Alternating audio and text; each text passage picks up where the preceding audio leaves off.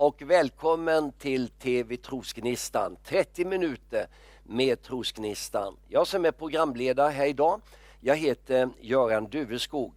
Jag har ganska nyligen varit på en missionsresa till Indien. Och jag var tillsammans där med familjen Prakasam i Coimbatore. Jag hade då också ett samtal med John Prakasam. John, han är snart i 40-årsåldern och han leder bibelskolan. Jag skulle vilja säga att bibelskolan, det är en ryggrad i vårt arbete ute i Indien. Den är 3-årig och det är en väldigt stark andesmod men också teologisk utbildning där man får god kunskap i Bibeln och Bibelns böcker. Och den här bibelskolan har fostrat fram över 2000 andliga ledare. Jag fick förmånen 1979, 25 år gammal, att lägga grundstenen till den här bibelskolan. Och det griper mitt hjärta över den fantastiska välsignelse som den är till. Och alla dessa berättelser med eleverna där. Vi säger välkommen till John Prakasam som nu får berätta mer om detta. Och välkommen att ta del av berättelsen. John Prakasam. Yes. How old are you? 40. You're 40 years old. And you're married? I'm married. You have a child? One daughter. Yes. And you stay here in Coimbatore? Yes, I stay in Coimbatore. Ja. John, han är ju också pastorson, men han är nu gift och bor här och har ett barn. You also grew up in the family of David and Ketsi Prakasam. How old were you when you understood there is a call of God upon your life? I was 15 years old when I heard the call of God upon my life. Jag var 15 år gammal när jag hörde Guds kallelse på mitt liv. How did it come? I was actually in that season backsliding a little bit because you grew up in a Christian family. My parents were very strict, so it was my way of rebelling against that. But I felt the Lord just get a hold of me one afternoon and he began to speak to me. And that was when I heard very clearly him saying, I am calling you for India. And I began to weep and rededicate my life to Jesus. And then I shared with my father, I want to come into ministry. And he was excited. And then I wanted to be a lawyer first. Then I said, okay, I dedicate myself to serve the Lord. Wonderful, wonderful. Så när han var bara i 15-årsåldern så blev han lite avfällig och var lite rebellisk mot pappa och mamma. Men vid ett tillfälle så kom Guds kallelse så starkt på hans liv. Han började gråta och kände Gud talade till honom. Jag har en kallelse för ditt liv. Och så berättade han det för pappa och mamma. Och de blev så glada för detta var ju ett stort bönesvar. And in your way to prepare you for the ministry, you also went over to America, Yes. where you went into a Bible school. Yes. Where in America was it? I went to Portland, Oregon. Portland. It's called Portland Bible College. Okay. Yeah. It was a 4-year course. 4 years. 4-year course. Okay. Yeah. It was a very good school. How many students? 300, 400 students. And that was in the United States, was not in Canada. No, it was in the U.S. Ja, ja. It was in the- Och 4 år var han på den här bibelskolan i USA. Och så kom han tillbaka hit till... How old were you when you graduated? 22. 22 years old. Yes. You came there, you could have stayed in America maybe. Yes. Was that an option? I was invited to pastor church in America. Okay. But because I had a strong call of God for India, Yeah. I said no. They offered me a car, a house. They did. And I said, no, my calling is for India. It means they really loved you. Yes. And they I think so. appreciated your preaching also. Yes. Så de kallade han till en församling där de lovade han en bil och han skulle bli pastor för en församling. Det måste ju ändå vara ganska attraktivt för en ung man från Indien. Men han kände USA var inte kallelsen, det var Indien. Gud hade kallat honom. So, and you came back here. Yes. And but if I ask you the same question here, I mean the Indian kitchen is well known. What is your favorite meal? I think my favorite Indian meal would be biryani. Biryani. Biryani. With chicken in? With chicken tikka. Chicken tikka. Yeah. Separate or in the biryani? Separate. Separate. So I mix it. Ja, that is lovely. That is lovely, ja. Så biryani, det är ju ett speciellt sätt de gör riset på. Och sen kombinera det då med chicken tikka. Det tycks vara favoriten och det är det för mig också faktiskt. Are you cooking food yourself? No, unfortunately. Your wife will not allow you into the kitchen? No, I set kitchens on fire. Okej. Det blir nog någon olycka om han är där inne. Så det är hans kära hustru som sköter detta. One of your main part in ministry some years ago were that you went to North India almost like a missionary. But not to forget, your wife is from North India. Yes. Yeah. My wife is from a place called Uttarakhand, which is in the north tip of India. Okay. Yeah. But then you started a church in Delhi. What a challenge. I mean, it's difficult to start a church in a mega city like Delhi. How did you start? We prayed, we went there. In fact, before we went there, we talked to some people, and 30 people promised us, we will come to your church. Okay. But on the day when we started, none of those 30 people came. And but we prayed, and other different 30 people came. När vi skulle starta detta så tänkte jag om jag kunde få ett team åtminstone med 30 personer. Och 30 personer sa de skulle komma, men när vi startade var det ingen som kom, men det var 30 andra som kom. But in the beginning you were able to evangelize and to win souls. It was more freedom to go out and... Yes. How did you evangelize? We called different evangelists. I specifically remember calling what we call a power team in India, bodybuilders. Okay. Big guys. Yeah. They came and we went and set up in the malls of Gurgaon. And they are evangelizing together with their sport? Yes, we had a guy who had a tremendous testimony. Yeah. And he was a Hindu who got saved, and he's Asia's strongest man. Okay. And he even won the world's, he's the 10th strongest man in the world. Oh, sure. So he gave his testimony. Yeah. Then I spoke a few minutes after him. Yeah. And we got a few people coming to church like that through these events. And you have a church with about 100 members? Yeah, close to 100 members now. But IPA in North India has exploded. Yes. How many churches do you have altogether in North India? I think we would have about 1,000 churches in North India. And while your father is president for this organization and your brother is more like a senior pastor here in the church, you yourself, you are like a traveling ambassador for this work all around India. Yes, I've taken on as the director for IPA. That's an amazing job. It's an incredible opportunity. Because you organize now the conference in North India, where we met many of these pastors. Yes. Some has founded 100 churches, Yes. one with his team 400. And some are under also a lot of opposition. Yes. But you are also now the principal for the Bible school. Yes. And you know, for me, that is something, alltså han är ju ledare för bibelskolan och för mig är detta väldigt starkt därför att när jag kom hit ut 1979 tillsammans med Per-Arne Evensen, då fick vi lägga grundstenen till männens bibelskola. You know, I was participating in laying the foundation stone for the Bible school.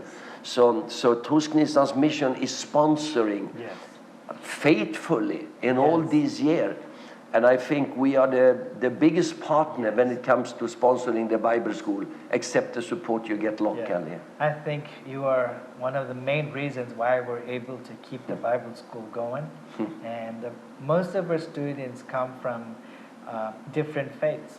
And the moment they accept Jesus, they're kicked out of their families.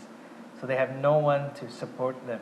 So it's only because we get support from Trosgnistan we're able to train these young men and women. It has existed for many years now. Do you have any clue about how many students have been graduating from the Bible school? We have close to 2,000 students who have graduated. Det är ju otroligt alltså. 2000 nationella missionärer. Tack alla Trosgnistans vänner som har gjort detta möjligt. 2000 missionärer, inte på 3 månaders kurs, utan på 2 år och på 3 år.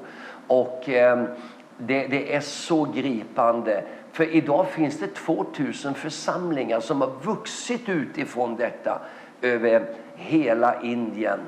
This is amazing, amazing to see how many churches has been established out from this Bible school student. Almost all of our graduates go out and establish a church and in unreached areas. Yeah. So some of these guys have gone where there's been no church. I think that is also so great to hear. I mean, Bible school is always important, but many times in our countries, it can be they go in a Bible school, they be greatly blessed, get good teaching, but there is not so often that everyone is offered a chance to go into a service. Sure. So some go back to their churches and be a blessing with the Bible school, but here they come out on the field. Yes. And some pioneer churches. Yeah, we encourage them to pioneer churches, especially where there is no churches. So even in Tamil Nadu, there are places where there are no churches. So we encourage them to go and plant a church there, or to North India and pioneer churches. It's amazing. It's amazing. That time, you know, när vi började detta, då fanns det en bibelskola för män och en bibelskola för kvinnor. Och det var separata lärare, separata undervisning. Och när vi hade konferens tillsammans, då så var det en flod som skilde dem åt. Där de kvinnorna hade sitt logement och där männen hade sitt logement. Och då minns jag hur hans farfar sa så här, att inga män är tillåtna att gå över den floden, bron, för att träffa kvinnorna där. Gör du det, ja då kan du bli reglerad här ifrån skolan. Det var väldigt strikt här på 80-talet. It was so strict during the 80s that men and women could go in the same Bible school. Yes. And I remember your grandfather was very strict on this issue. But today, the Women Bible College, which our mission participated in build, is now the dormitory and the center for the women part of the Bible school. Yes. But the bus take them to the classroom in the men's college. Yes. It's okay today to mingle? It's okay to mingle, but there's still boundaries. Yeah. It's not as free as the West. No. But we tell them, the studying time, you focus on God. Yeah. After that, it's okay. Yeah, I think that is also recommendation in Bible schools also in Sweden. But if you tell us an example, you told us something about a woman who came to the Bible school. You can give us an example. Jag frågar honom här om man kan ge något exempel på de elever som kommer till bibelskolan. So we had a young girl join our Bible school. En ung kvinna kom till vår bibelskola. She comes from a Muslim family. Hon kom från en muslimsk familj. Her grandfather met with an accident. Och hennes morfar eller farfar kom i en olycka. And he was so severe that they tried to stitch his brain 25 times. Och han var så skadad att de försökte göra en åtgärd 25 gånger. What was it? The brain? The brain just was coming loose. Det var alltså en hjärnskada. Så det var oerhört svårt att läka detta. They told this young lady to prepare for the grandfather's funeral. Och de sa till den här unga flickan att hon måste förbereda sig för morfars begravning. She had just lost her father and mother as well. Men hon hade precis förlorat pappa och mamma. And that was a sad story also. Yes. So now her grandfather was dying. Och nu var alltså morfar döende. That day, one of her teachers at school had given her a Bible.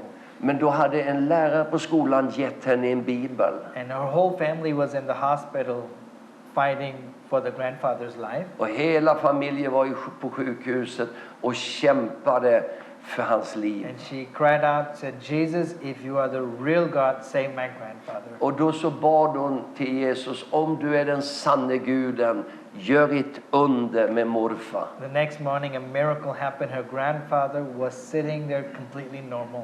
Och nästa dag så hade faktiskt miraklet hänt. Morfar satt där helad. She gave her life to Jesus. Och hon gav sitt liv till Jesus. But then when her grandfather found out that she became a Christian, he kicked her out of the house. Men kan du tänka, trots detta under, när morfar såg att hon blivit frälst, så sparkade han ut henne från hemmet. The pastor took care of her for a few months. Pastorn tog då hand om henne för några månader. Because she had such a passion for Jesus. Hon hade sån passion för She Jesus. came to the Bible school. Och hon kom till bibelskolan. But because her parents had committed suicide, Men hennes föräldrar, både pappa och mamma, hade tagit livet. for a long time, Tagit sitt liv, självmord. in the night she would hear a voice that was like her mother. Och det här var ju som ett trauma för henne. Och det var som en röst hördes på natten för henne angående hur de hade tagit sina And a liv. figure would call her. Och det var som en person försökte locka henne. She would be in a trance, Och hon kom som i trans. oftentimes going to dangerous places like even the top of buildings. Och hon, she went physically. Yes, physically. Och hon kunde fysiskt i denna trans gå till höga platser eller en byggnad. She had no idea what she was doing. Hon visste då inte själv vad hon gjorde, för det var som i sömnen. So even in the college she would go into these trances. Och även under tiden på bibelskolan så kom hon i trans på detta sätt. Other students came to us and were telling us about it. Och andra bibelskoleelever kom till oss och berättade. And we told her this is not biblical. Och vi berättade för henne att det här är inte bibliskt, det är inte vad Gud vill. Prayed and cast that demon out. Och vi bad och så kastade vi ut de här And she demonerna. never had a trance like that Och hon again. hade aldrig en sådan trauma med Now transet. she's ready to go and graduating this year. Och hon är på bibelskolan nu och hon ska gå igenom examen. Detta, what a tremendous story, what a tremendous story. Ja, detta arbete med bibelskolan, det känner jag berör oss ju så oerhört. Därför att vi är en del av det. Och vi är med och stöttar den här. Och det har varit så många mirakel längs vägen. Alltså, jag kommer ihåg det sen vi startade. Och jag minns hur en brand höll på att ödelägga. Men då var det så många som fick ett hjärta för den. Och då fick vi in pengar och kunde förbättra den och göra ännu bättre. Och vi fick sida pengar till att bygga en yrkesskola. Och den har ju varit som en ryggrad i arbetet. 2000 elever. Gert-Ove och jag, vi sitter här nu tillsammans med gruppen ifrån bibelskolan. Så jag vill bara säga då att numera så har vi den här bibelskolan gemensamt för både kvinnor och män. I många år var det ju så att männen var på en bibelskola och kvinnorna på en annan. Men det är nya tider också i Indien, så nu är det tillsammans. Och det är de här som är morgondagens ledare. Och det har varit så gripande att möta de som har gått på bibelskolan för 10 år sedan, för 15 år sedan, för 20 år sedan och se hur de bygger stora församlingar idag. Vi har över 2000 församlingar, över 2000 medarbetare. Det är väldigt svårt ibland för unga människor när de kommer från hinduismen eller islam, när de blir kristna, så är det som att föräldrarna inte vill veta av. Så den här tjejen till exempel, den här tjejen, hennes pappa vet inte om att hon är på bibelskola. Skulle vara väldigt känsligt. Men hon är här. Where do you come from? I come from Kolkata and I belong to a Hindu background. Hon kommer alltså ända uppifrån det vi kallade Kolkata nu för tiden. Fantastiskt. God bless you. Och här har vi då med alla dessa unga män som går, det är soldater och kommande generaler i Guds rike. It's so amazing to be here together with you. Och jag vill också säga ett jättetack till alla er som är med och stöttar bibelskolan. Jag vet att några av er har ett alldeles speciellt hjärta för den här bibelskolan och är med och stöttar den så att den kan på det sättet existera, träna elever. Det är en ryggrad i arbetet och det är en fantastisk välsignelse. Vad man gör också, den är 3 år i den här bibelskolan och man läser kyrkohistoria, men man går också in i varje bok i Bibeln och läser djup, man fördjupar sig. Så att den här är grundlig, det är en bra bibelskola vi har här i Indien. This year we had students from over different language backgrounds, and sometimes we have classes with 5 languages, 5 major languages, and we translate them into 3 major languages. And it is so wonderful to see that from all over the country people have come together to rise up and build the kingdom of God and spread the gospel.